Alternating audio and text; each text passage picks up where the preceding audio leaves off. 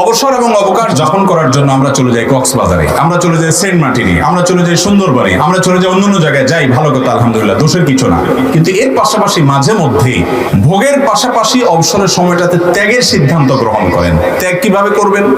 একটা পরিবার কয়েকজন সদস্য আছেন, পঞ্চগড়ে চলে যান, নীলফামারীতে চলে যাব, রংপুরে চলে যাব, এমন এলাকাতে চলে যাব, কথার কথা কয়েকটা বললাম, যে এলাকাতে মানুষের অনেক নিড আছে, মানুষ কষ্টে দিনাতিপাত করে, অনেক গরিব, অনেক অভাবী মানুষ সেখানে আছে, সেখানে একটু চলে যান, যে হোটেলে একটা রুম নেন এবং দিনের বেলা বাচ্চাদেরকে নিয়ে চলে যান, গহীন গ্রামের ভিতর ঢুকে যান, মানুষের জীবনযাপন দেখেন, বাচ্চাদেরকে বোঝান যে তোমরা কিভাবে চলো আর এরা কিভাবে চলে, তারা কত কষ্ট করে, তাদের শিশুরা কত কষ্ট করে স্কুলে যায়, তাদের লাইফ কি আর তোমার লাইফস্টাইল কি, বাচ্চাদেরকে একটু দেখান এবং তাদের হাত দিয়ে তাদেরকে সহায়তা করান, সাহায্য করান। সন্তানদের মধ্যে মানবিক মূল্যবোধ জাগ্রত হবে ইনশাআল্লাহ। তরুণ যারা আছেন 2-4-5 বন্ধু মিলে চলে যান। কনকনে শীতে কত কষ্ট করে মানুষ, একটু যেয়ে দেখেন কি শীত পড়ে সে সমস্ত এলাকায়। শীতের কারণে মানুষ মারা পর্যন্ত যায়। 2-4টা জামা নিয়ে যান, 2-4টা পোশাক নিয়ে যান, 2-4টা চাদর কিনে নিয়ে যান। গ্রামে ঘরে ঘরে গিয়ে মানুষের পুরাতন কাপড় কালেকশন করেন। 1 বস্তা 2 বস্তা কাপড় নিয়ে 2-4 বন্ধু নিয়ে চলে যান, গিয়ে মানুষের পাশে একটু দাঁড়ান। আল্লাহর কসম করে বলছি, ভোগে যে আনন্দ পাবেন তার চাইতে অনেক গুণ বেশি আনন্দ পাবেন মানুষের জন্য কিছু করতে পারলে। নভেম্বর ডিসেম্বর আসলে বিশেষ করে যখন শিক্ষা প্রতিষ্ঠানগুলো বন্ধ হয়ে যায়, আমাদের দেশ সহ গোটা পৃথিবীতে বিভিন্ন জায়গায় আমরা দেখি মানুষ সফরে যায় এবং ছুটি এবং অবকাশ যাপনের জন্য বের হয়ে থাকে। আলহামদুলিল্লাহ, আমাদের এই প্রিয় মাতৃভূমি প্রিয় বাংলাদেশেও মানুষ যার যার সাধ্য অনুযায়ী মানুষ ঘুরতে চলে যায়। কেউ দাদা বাড়ি বেড়াতে যায়, কেউ নানা বাড়ি বেড়াতে যাও, কেউ কোনো পর্যটন স্পটে চলে যাও, কেউ কক্সবাজারে চলে যায়, এক একজন এক এক জায়গায় যায়। এই যে অবকাশ যাপন, এই যে ছুটি উদযাপন, এটা আমাদের রিফ্রেশমেন্টের জন্য আমরা করে থাকি। এটা আমরা করি যাতে করে নতুন করে আবার কাজের উদ্যম আসে। পড়তে পড়তে পরীক্ষা দিতে দিতে শিক্ষার্থীরা ক্লান্ত, সেই ক্লান্তি দূর করবার জন্য একটু ছুটিতে যেতে হয়, একটু ঘুরতে যেতে হয়, একটু অবকাশে যেতে হয়।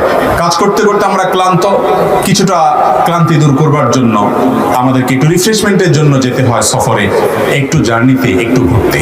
ইসলাম এটাকে সম্পূর্ণ সমর্থন করে। কিন্তু ভাই আমার, মনে রাখতে হবে, আমরা কাজ করতে করতে যখন অবসরে যাই বা ছুটিতে যাই বা একটু অবকাশে বের হই, এই সময়টাতে বেশিরভাগ মানুষ আমরা খেয়াল খুশি মতো চলে আমাদের অবকাশ যাপনটাকে আল্লাহর অবাধ্যতার কাজে ব্যয় করে সেটাকে একটা গুনাহের ট্যুর হিসাবে পরিণত করি। সেজন্য আমার কয়েকটি আবেদন থাকবে সেসব ভাইদের প্রতি যারা বিভিন্ন সফরে যান, বিভিন্ন ট্যুরে যান, বিশেষ করে ছুটি কাটাতে। সেটা ইয়াংরা হতে পারেন বা চাকরিজীবী হতে পারেন, শিক্ষার্থী হতে পারেন, যে কোনো বয়সে মানুষ হতে পারে। প্রথম কথা হলো, মনে রাখবেন ভাইরা আমার, মানুষের জীবনের সবচেয়ে মূল্যবান সম্পদ হলো সময়। সময়ের চাইতে মূল্যবান কোনো অ্যাসেট মানুষের জীবনে আর নাই। টাকা পয়সা, সোনা গহনা, যত কিছু বলেন, এই সব কিছুর চাইতেও দামি জিনিসটা সেটা হলো সময়। একজন মানুষ তার মৃত্যু নিশ্চিত, এরপর যদি তাকে 1 মাস 2 মাস বা 6 মাস তাকে বেঁচে থাকার সুযোগ দেওয়া হয় টাকার বিনিময়ে, যদি বলা হয় এই টাকা দিলে তোমার হায়াতটা এক্সটেনশন হবে, তাহলে পৃথিবীর যে কোনো মানুষই চাইবে মাস 2 মাস তো পরের কথা, 2-4 দিনও যদি এক্সটেনশন করা যায় টাকার বিনিময়ে সেটা করতে চাইবে। কারণ টাকার চাইতে সময়টার গুরুত্ব, জীবনের গুরুত্ব অনেক বেশি।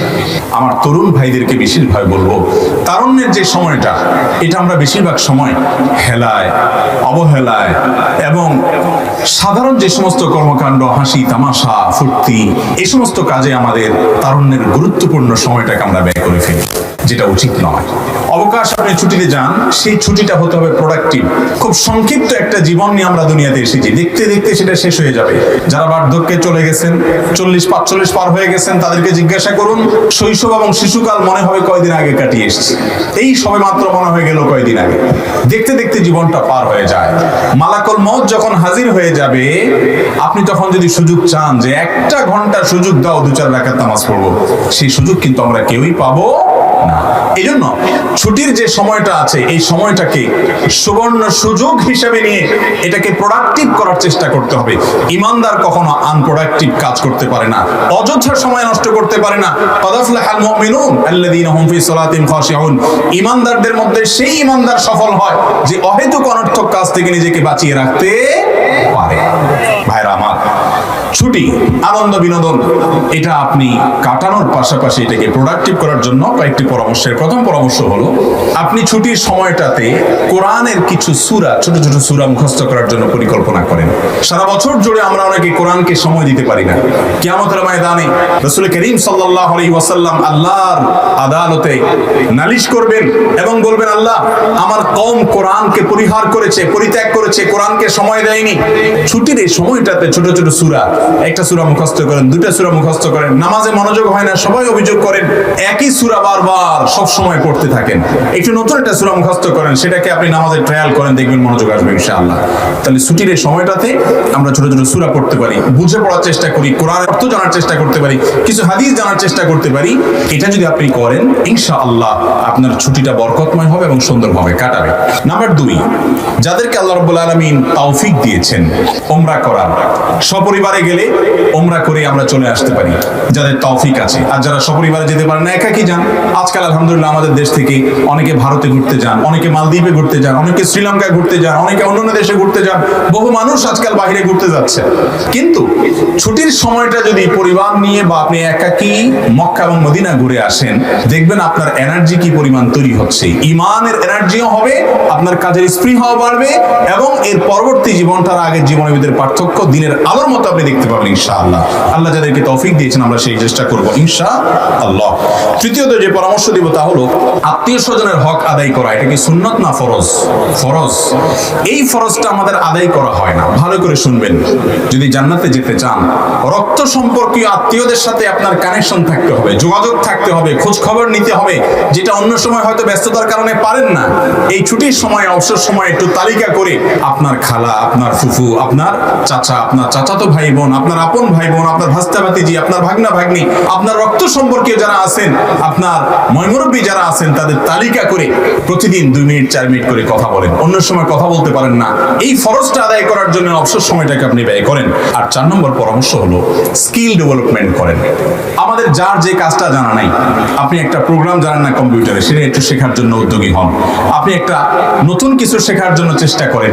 এই সময়টাতে আপনি ভালো একটা কোর্স করেন, অনলাইনে অফলাইনে অনেক উদ্যোগ আজকাল আছে। এটার মাধ্যমে আপনার এই ছুটিটা বিনোদনের পাশাপাশি, অবসরের পাশাপাশি, রেস্টের পাশাপাশি, রিফ্রেশমেন্টের পাশাপাশি ইনশাআল্লাহ মোর প্রোডাক্টিভ হবে। এই কাজটা আমি করার জন্য বিনীতভাবে আমাদের তরুণ ভাইদেরকে আমি আহ্বান করব। আমাদের অনেকেই আছে যে আমাদের স্কিল নেই, আমাদের তেমন কোনো দক্ষতা নেই, বা একটা দুটা দক্ষতা আছে, কেউ কম্পিউটারে শুধুমাত্র MS ওয়ার্ড জানে আর কিছু জানে না। ভাই আরো 2-4টা প্রোগ্রাম শিখেন। যত বেশি দক্ষ হবেন এই পৃথিবী আপনার তত বেশি মূল্য দিবে। আর আল্লাহর কাছে শক্তিশালী, দক্ষ ইমানদার দুর্বল ইমানদারের চেয়ে বেশি প্রিয়। এই জন্য যত বেশি দক্ষতা বাড়াবেন আল্লাহর কাছেও প্রিয় হবেন, দুনিয়া তো আপনার ভালো হবে। ছুটির সময়টাতে বিশেষ করে এই কাজটা আমরা করবো ইনশাআল্লাহ বিইজনিল্লাহ। 5 নম্বর পরামর্শ হলো, এই পরামর্শটা বিশেষ করে তরুণদের জন্য এবং সকলের জন্য প্রযোজ্য।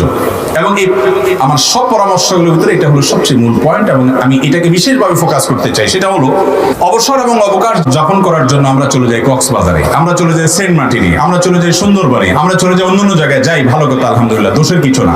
কিন্তু এর পাশাপাশি মাঝে মধ্যে ভোগের পাশাপাশি অবসরের সময়টাতে ত্যাগের সিদ্ধান্ত গ্রহণ করেন। ত্যাগ কিভাবে করবেন?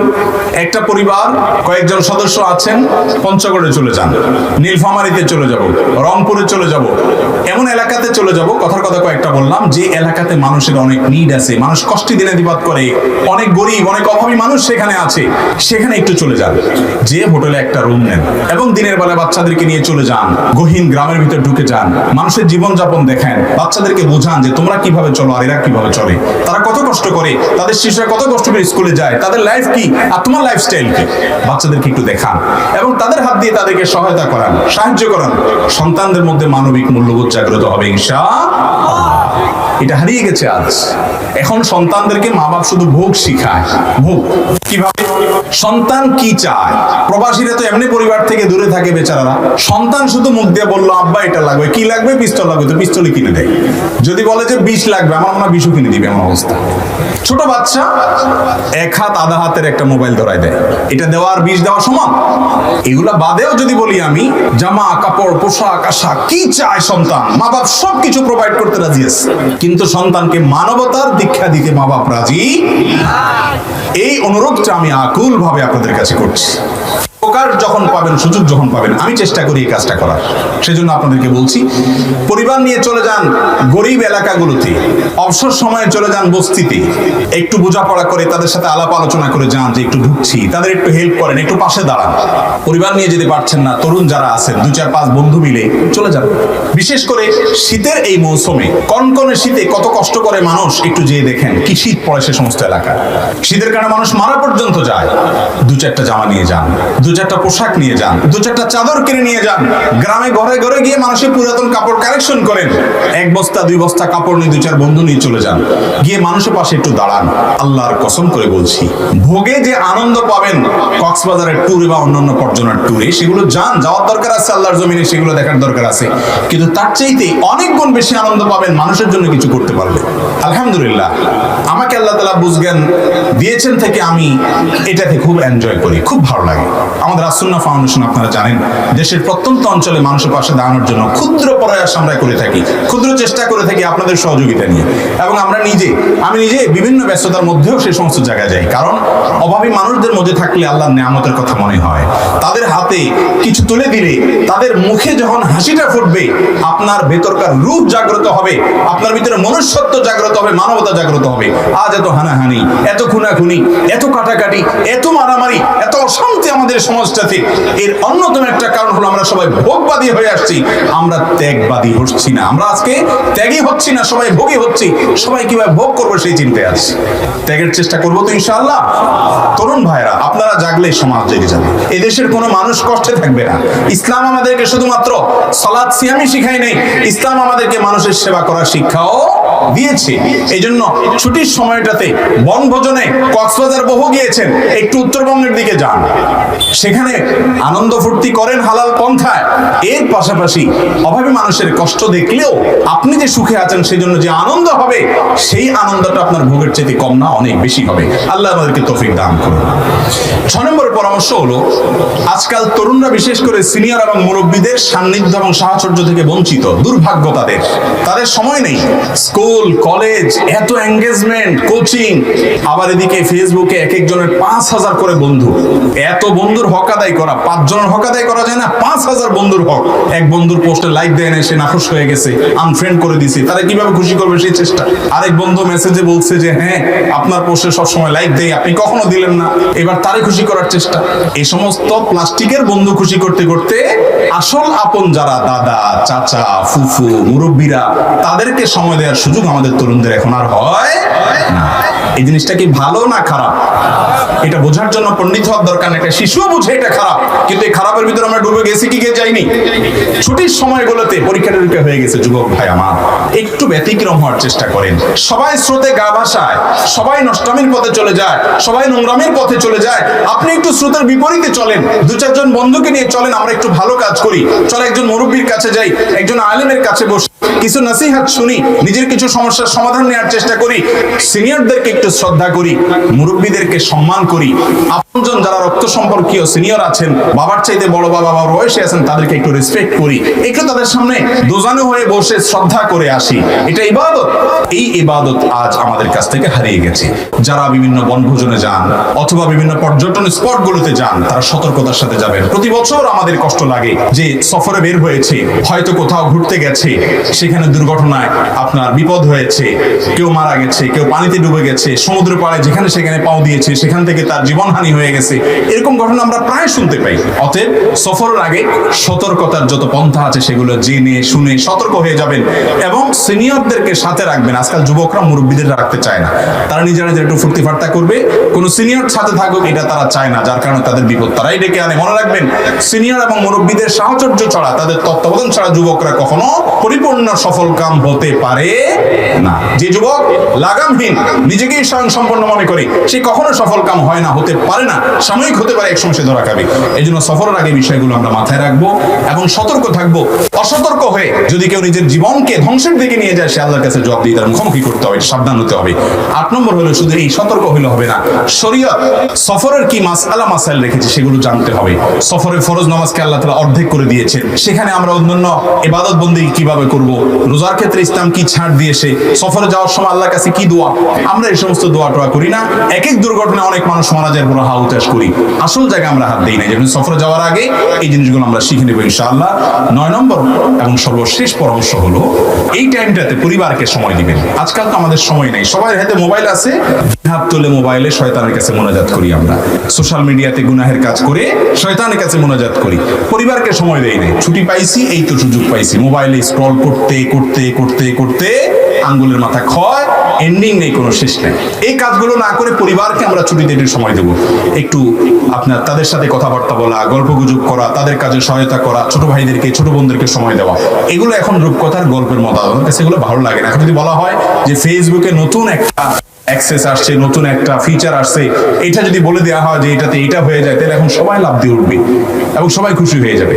কিন্তু আমি যেটা বলতেছি সেটা আপনার জীবন গঠন হবে, সেটা দিয়ে আপনার আখিরাত গঠন হবে। আল্লাহ তাআলা আমাদেরকে আমলের তৌফিক দান করুন। এই সময়টাতে আমরা অনেকে গান বাজনা অন্য সময় না শুনলে এই সময় করি, বিশেষ করে যখন যুবকরা বনভোজনে যান, অন্য সময় গান না শুনলে এই সময় গান তো না শুনলে হয় না। শুধু গান নিজে শুনলেও হয় না অবশ্য, বাসের উপরে ট্রাকের উপরে আবার কয়েকটা বড় বড় মাইক লাগাই দিয়ে যান, যাইতে যাইতে এখান থেকে কক্সবাজার পর্যন্ত কয়েক হাজার মানুষকে গান শুনে শুধু নিজে গুনাহ করে পোষায় না তো, জাহান্নামে যেতে এত অল্প গুনাহ দিয়ে হবে না তো। এই জন্য পুরা পথের সমস্ত মানুষকে, হাজার হাজার মানুষকে গুনাহ করাইয়া তাদের সবার সমপরিমাণ গুনার ভাগ নিয়া সফর করে তারপরে আসি, এমন ভাবে যে জাহান্নামে যাওয়ার জন্য বিশাল পুঁজি নিয়ে আমরা বাড়ি। ঠিক না বেঠিক? আপনি একজন তরুণ, আপনি একজন শিক্ষিত অথবা শিক্ষার্থী হিসাবে একটু চিন্তা করুন, আপনার মাইকের আওয়াজে পুরো পথে যত মানুষের কষ্ট হবে, এর সবাইকে কষ্ট দেওয়ার কারণে আপনার আমলনামাতে গান কেন, ভালো জিনিস দিয়েও যদি মানুষকে কষ্ট দেন, গুনাহ হবে কি হবে না? কোন মানুষের অধিকার নষ্ট করা যাবে না, কাউকে কষ্ট দেওয়া যাবে না, তাহলে ভালো মুসলমান হওয়া যাবে না। এজন্য সফরে যারা হারাম কাজ করেন, মিউজিক ইত্যাদি ডুবে থাকেন, আল্লাহর ভয় থাকা উচিত। যে কোনো মুহূর্তে অ্যাক্সিডেন্টে মৃত্যু এমনিও হতে পারে, সফরে আরো বেশি, সেখানে আল্লাহর জিকির হবে। কোন অবস্থাতে আমরা যেন অপরাধ না করি। আল্লাহ তাআলা আমাদেরকে বুঝার তৌফিক দান করুন। সেই সাথে অনেকে দেখবেন যে ছুটিতে ঘুমায়, শুধু ঘুমায়, কারণ সারা বছর এত বেশি রেস্ট করতে পারে না। তো রেস্ট হলো কি, ঘুমাইতে ঘুমাইতে তার গোটা ছুটি কেটে যায়। এটা অলস মানুষের ছুটি কাটা। ইমানদার কখনো অলস হতে পারে না, প্রোডাক্টিভ কিছু করার চেষ্টা করতে হবে। তরুণরা খেয়াল করবো ইনশাআল্লাহ। সেই সাথে অনেকে আছে উল্টা, বেশি ঘুম তো দূরের কথা, ছুটির সময় আসলে রাত আর ঘুমায় না, 12টা 1টা 2টা পর্যন্ত মুনাজাতে থাকে, আল্লাহর কাছে না শয়তানের কাছে। সেই মুনাজাতে আপনার রাত 2টা 3টা বেজে যায়, ঘুমাইতে ঘুমাইতে আর ফজর পড়া হয় না। আছে না না এরকম? অনেকে আবার সকালে দেয় ঘুম, এক ঘুমে জোর পর্যন্ত পার। আমরা যেন ছুটির সময়গুলোকে সুন্দর করে গুছিয়ে পরিকল্পিতভাবে কাটাতে পারি। ছুটিটা যেন আমার আখিরাতেও আমার পুঁজি সংগ্রহের মাধ্যম হয়, দুনিয়াতেও আমার ডেভেলপমেন্টের মাধ্যম হয়, আমার জন্য স্কিল এবং দক্ষতা বৃদ্ধি হয়। সেই সাথে ছুটিটা যেন আমার জন্য নিরাপদভাবে কাটে, আল্লাহর সন্তুষ্টি অর্জনের মাধ্যম হয়। আল্লাহ তাআলা আমাকে আপনাকে আমাদের সবাইকে সেই তৌফিক দান করুন।